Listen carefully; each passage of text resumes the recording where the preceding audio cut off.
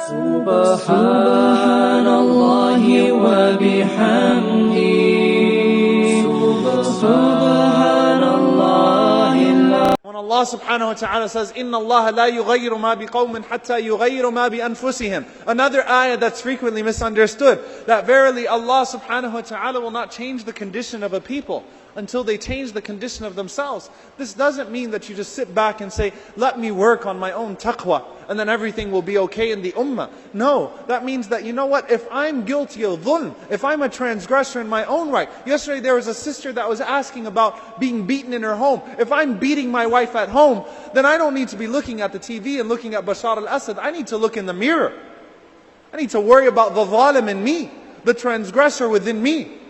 If I wrong my kids, if I cheat people in my business, I need to worry about that. And if I'm complaining about Sisi in Egypt, or Bashar in Syria, or whoever they may be, I need to make sure that if I was in that situation, I would not be just like them. Because the fact of the matter is that when you look at societies, Muslim societies, you find theft, you find cheating. Right? I always tell people this, that the first time you meet a Muslim in the masjid, religious and practicing, you say, MashaAllah. Then when you deal with them outside of the masjid, that MashaAllah quickly becomes Astaghfirullah. What happened to you?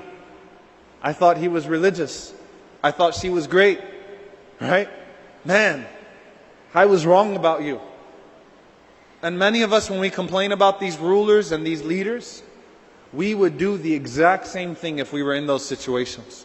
I need to rectify my own affairs. I need to rectify the affairs of my family. That does not mean that I become neglectful of the ummah around me and I don't worry about the causes around me. You know, the Salaf, they used to have a dua that they used to say. And subhanAllah, this is narrated by Imam al-Muzani rahimahullah ta'ala and others. He said that the Salaf, they used to say, Allahumma naqqina min al-dhunubi wal-khataya allati takbisu al-du'a. Wa naqqina min al-dhunubi wal-khataya allati tanzil al-bala'. Incredible dua. Oh Allah, purify us from the sins that cause our supplications to not be answers. And purify us from the sins that cause hardship and tribulation to come upon the ummah of Muhammad sallallahu alaihi wasallam. When I see what's going on in Gaza, when I see an earthquake take place somewhere, I don't say to myself, that was Allah punishing those people because they used to do this and this and that. You know, subhanAllah, it's interesting because I'm from New Orleans. And I mentioned yesterday Hurricane Katrina. And I remember when Hurricane Katrina took place, unfortunately many mashayikh, I was hearing their khutbahs, they said Allah punished New Orleans because of Mardi Gras. Clearly, that's Allah's wisdom for doing this. That's why it happened. Allah punished New Orleans for Mardi Gras.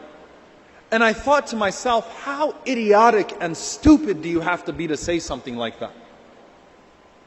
And subhanAllah, there are two streets in New Orleans for a few days of the year that are full of fahsha, that are full of corruption, that are full of what you guys have here, the carnival, right?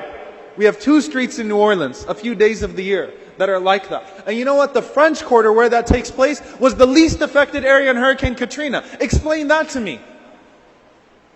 Explain that to me.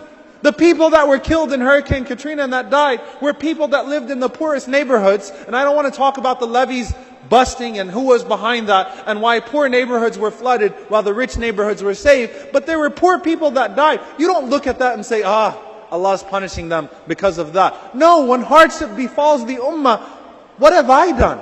Because Allah says, ظَهْرَ الْفَسَادَ فِي الْبَرِّ وَالْبَحْرِ, that verily corruption has appeared on the land and on the sea. بِمَا كَسَبَتْ أَيْدِي النَّاسِ, because of what man's hands have earned. Not because of those people. When I see what happens in Palestine, I don't say that the people of Palestine must be really messed up because Allah is testing them severely.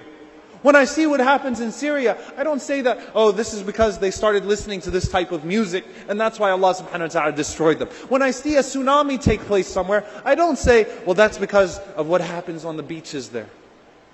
You don't know Allah's wisdom. You don't know why Allah is doing things. And that's actually the last talk for tonight is, why does Allah? You don't know. You have no clue. But what you do know is that when hardship falls upon the ummah, it's you and I that we need to look at. We need to look at ourselves.